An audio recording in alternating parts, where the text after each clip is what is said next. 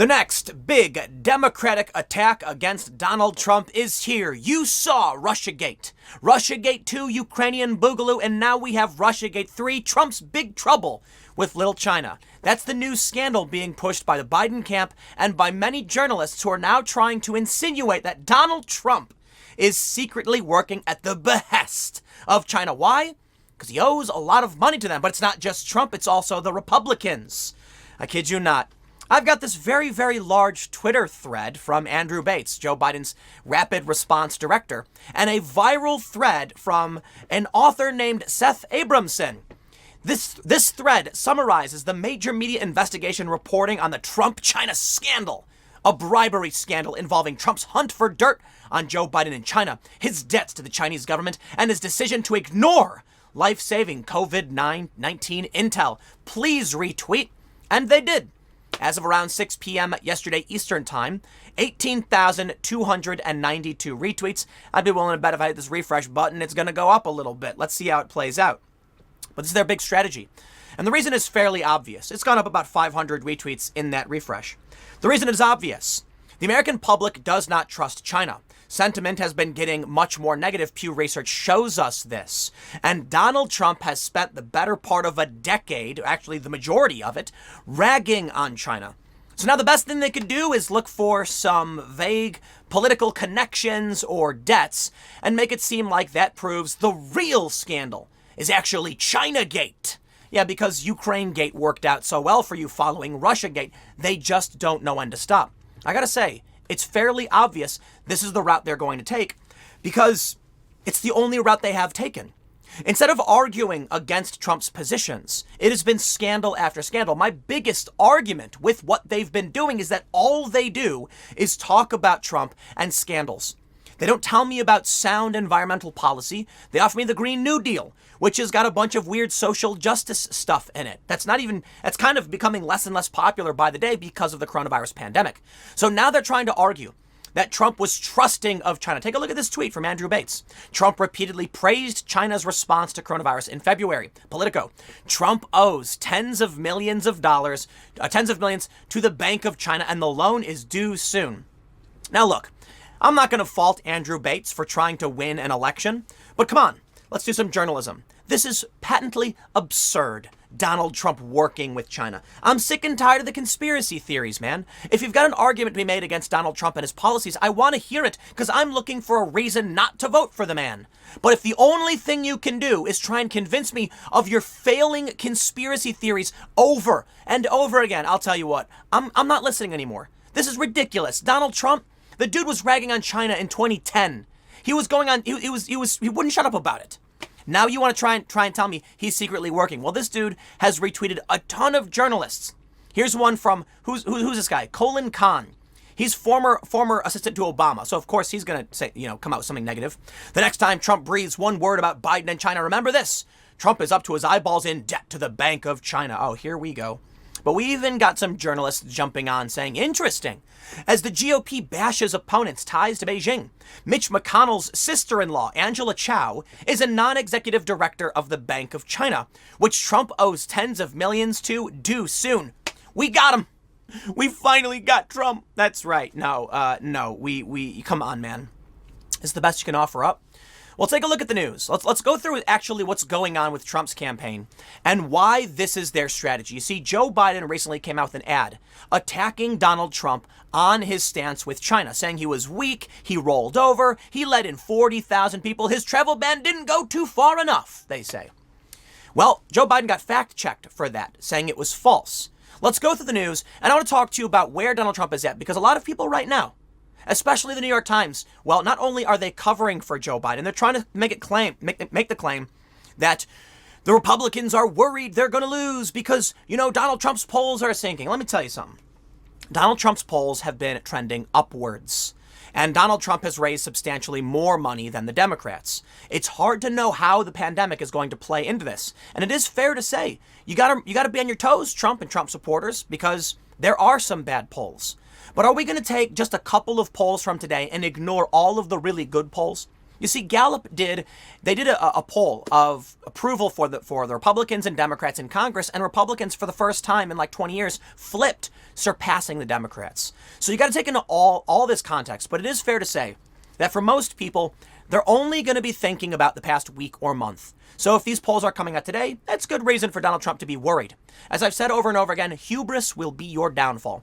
Let's read through some of this news. Before we get started, head over to timcast.com/donate if you would like to support my work. There's several ways you can give. You got PayPal, Bitcoin, physical address, but the best thing you can do, share this video. I know there's not a lot of people who want to hear what I have to say, and that's fine. They don't have to, but we can break some echo chambers because some people might say, okay, let me listen to what this guy's talking about. And I can be wrong, but at least they'll get access to a different point of view. More importantly, it helps bypass the restrictions YouTube puts on me. Now, I'll be fully honest, YouTube gives me much more benefits than the average YouTuber, but they prop up mainstream media, and I will never get those benefits. Now, if you want to just get videos like this every day, mind your own business, hit the subscribe button, hit the like button, and the notification bell, and hopefully you will get access. You'll get recommended the videos. Now, we got the story from The Hill. China emerges as new flashpoint in 2020 campaign. Obviously, this has a lot to do with Joe Biden's new ads. They say ads released last week by a pro-Trump super PAC and the Biden campaign each cast the opponent as deferential to China, a fight that's escalating amid the backdrop of a rising death toll from the coronavirus. The war of words is likely to get louder as November draws closer and as the number of COVID-19 cases and deaths increase. Quote, "This might be one of the most front and center issues of the 2020 elections," said Jason Miller, who served as a Trump campaign spokesman in 2016. In many ways, Joe Biden will have the same issues that Hillary Clinton had, which is that President Trump excels when he's running against the foreign policy failures of the professionals in both parties. Both Trump and Biden are seen as vulnerable on China. I do not agree, and many other people in media don't agree, that Trump is vulnerable, or at least Trump is not nearly as vulnerable as China. Early on in the coronavirus pandemic, Joe Biden was criticizing Donald Trump's actions, notably his travel ban, calling Trump xenophobic. Well, then on April 3rd, I believe it was April 3rd, Joe Biden came out and said, you know what? No, I actually support Donald Trump's ban on China.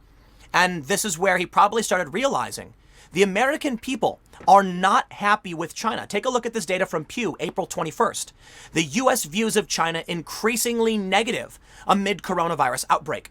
Republicans more negative than Democrats towards China, though unfavorable ratings have climbed among both parties. This is obvious to anybody who's been paying attention, especially the Democrats. They will have no choice but to adopt this. Now, we've started seeing the seeds laying out in the press. It's not just going to be Joe Biden's guy coming out and saying, hey, I think Trump's colluding. He needs something to start the attack with. I'm not one for major conspiracy theories, right? But I do think many people in media are sympathetic to the Democratic Party. I think that's fairly obvious. Take a look at how the New York Times defended Joe Biden when the allegations against him popped up recently. They did. Take a look at this story. Trump attack on Biden highlights president's own past dealings with China just 2 hours ago. This is one of the stories. I believe this was a story posted by Joe Biden's rapid response director. Now, of course, they're trying to highlight Trump's past dealings. This is not to make the accusation, and perhaps not necessarily intentional on the part of the journalist, but it does still work as a seed planted to create the idea maybe Donald Trump owes money to China and is working with them. And that's going to be the big scandal. They can't claim that Trump is soft on China. They tried, but come on, who's going to buy that? What if it's all an act? What if Trump is really working for Xi Jinping? So here's this thread, right? And you've got this beautiful image, of course, you may have noticed I used for the thumbnail. It's beautiful, of Donald Trump with what looks like some skyscrapers behind him. This thread is top tier, unhinged, connect the dots crime web. Listen, man, if you take a bunch of random stories and frame them out, you can make anything seem like anything. And I'll call BS on myself even. A lot of people like to say that, I do a really good job of being unbiased and showing all these sources. Listen, I want to tell you, when I see my stories and try and break them down and all the sources I show you in this, even in this video, I can't see literally every single story. I'm giving you opinion based on the news that I read.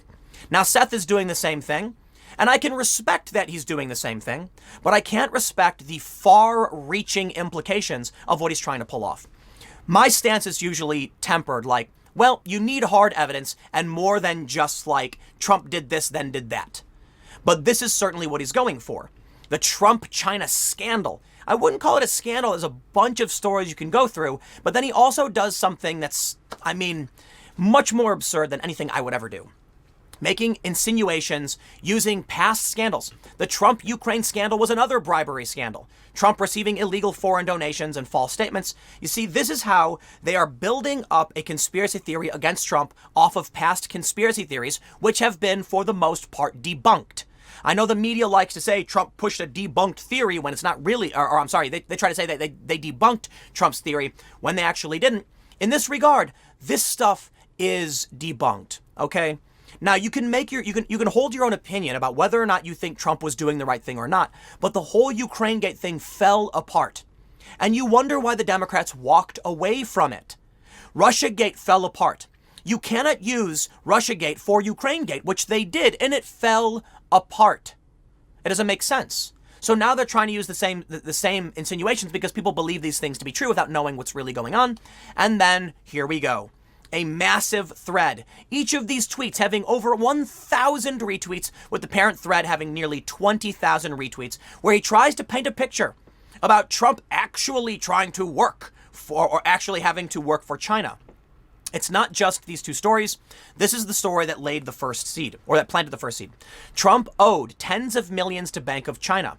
The president's financial dealings to the state-owned bank complicate his attacks on Biden. I believe it is fair for Politico to bring up that Donald Trump owes money to the banks of China. And I believe it's fair to try and speculate and figure out what's going on.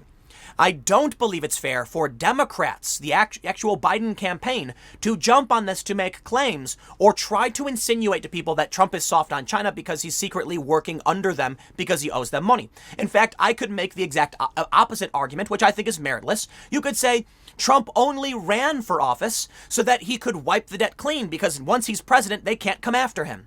No. That's ridiculous. I'm not going to make any assumptions about what Trump wants to do or what he's doing. We can take a look at what he's done.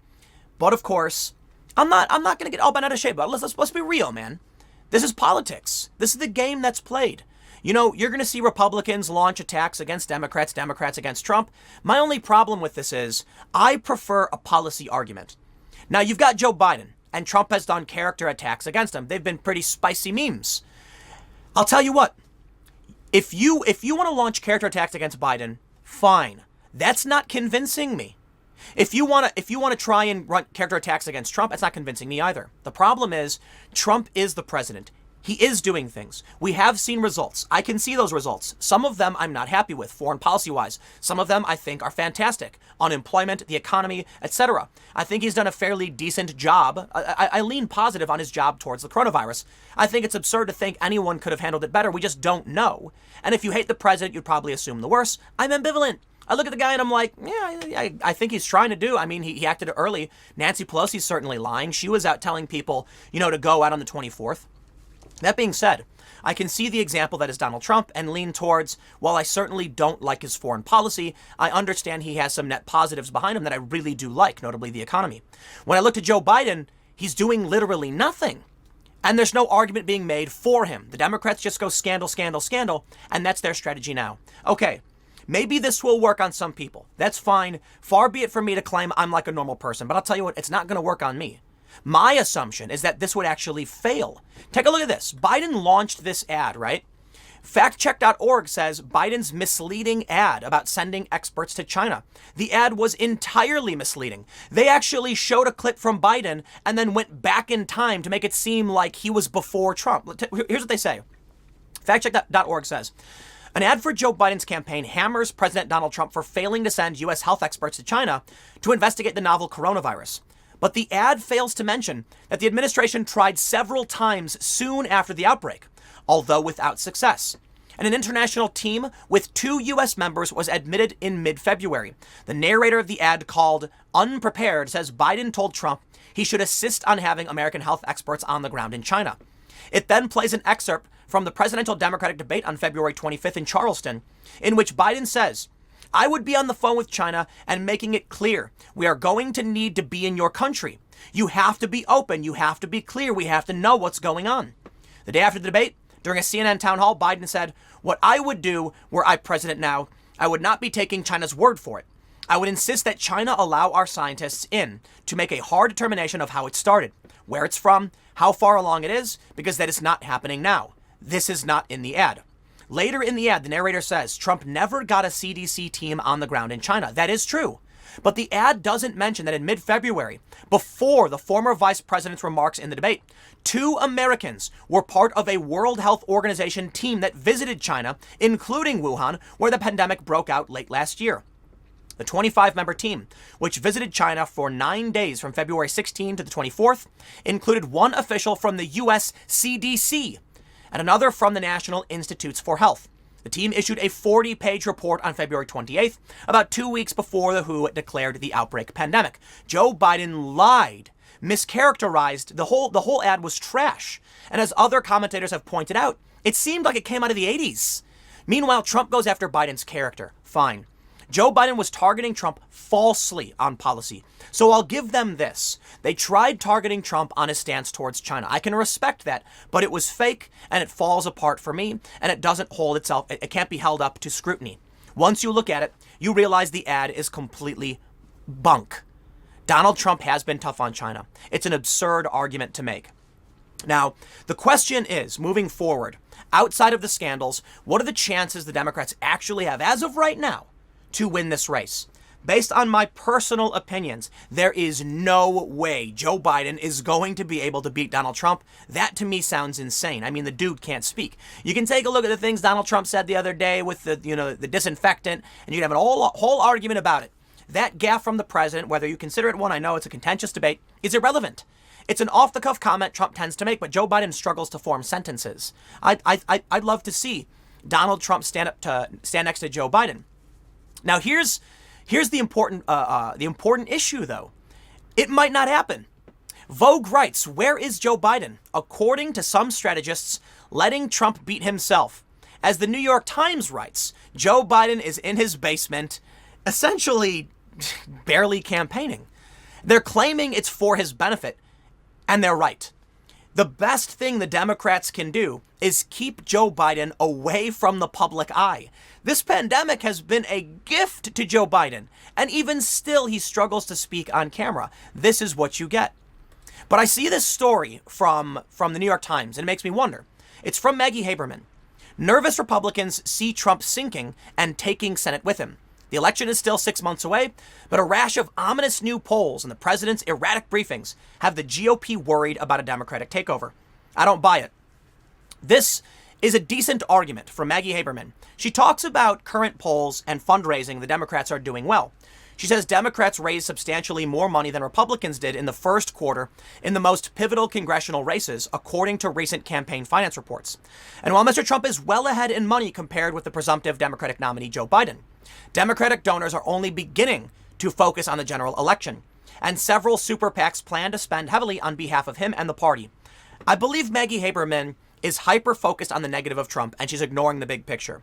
The big picture is that Trump tends to poll upwards. Okay, so that's the wrong one. Let me see if I have the right poll pulled up. Anyway, you get the point.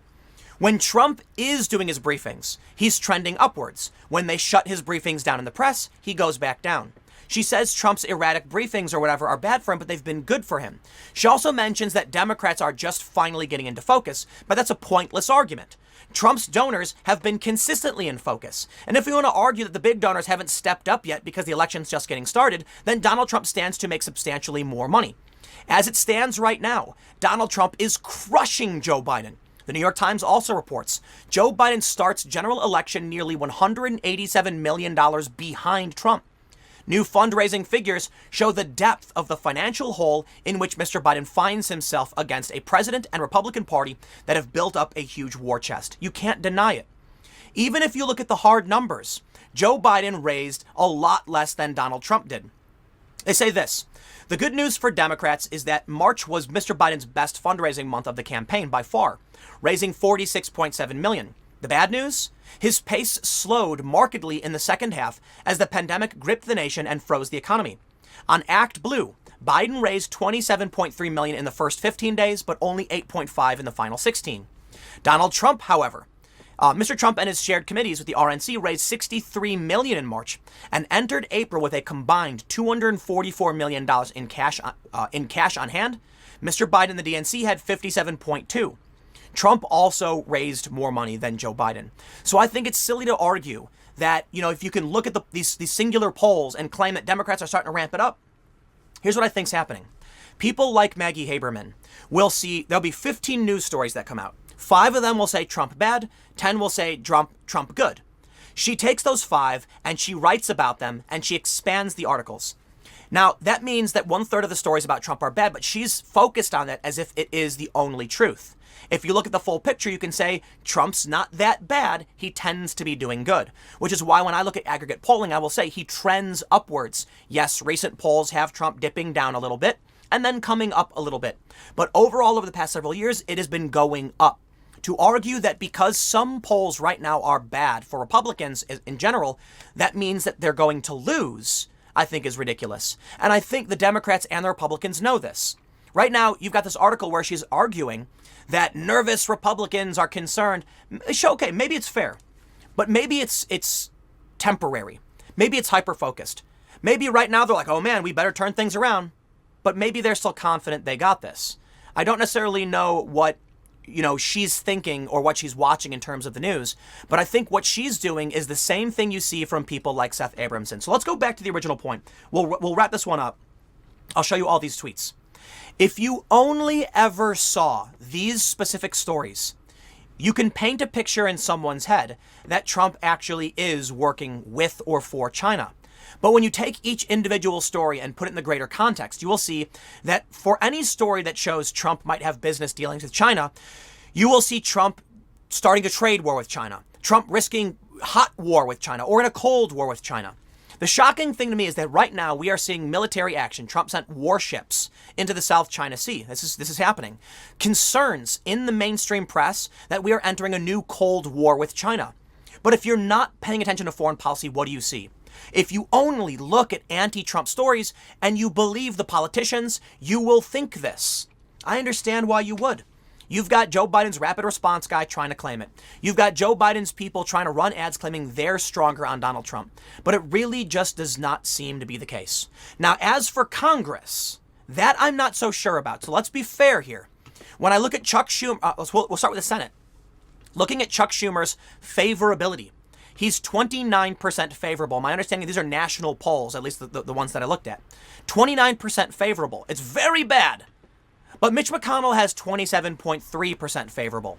I don't know if these polls will translate necessarily into victory or defeat, especially when you consider that California and New York are very, very large, but don't have as much power when it comes to, the greater country. And more importantly, whether or not the people of, say, Kentucky or New York are going to be impacted by national polling.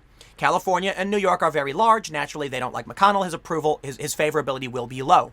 It's hard to know exactly what to expect.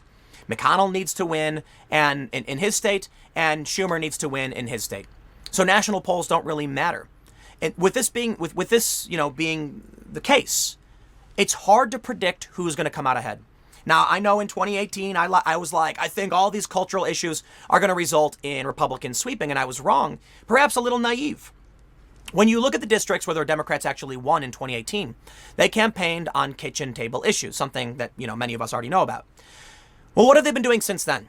Here's why I'm right now still bullish on a Republican victory, but I'm going to not go as far as say I think they're going to win just yet. I mean, we got 6 months until we see what happens.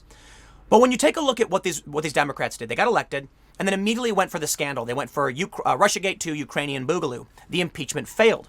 Some would argue, and I'm sure many would believe, that because of this, Donald Trump was delayed in responding to the coronavirus. Or more importantly, you could look at Nancy Pelosi, Adam Schiff, and the other Democrats and say, why were they focused on impeachment when they should have been focused on our security and this pandemic? They weren't, and now we are in serious trouble.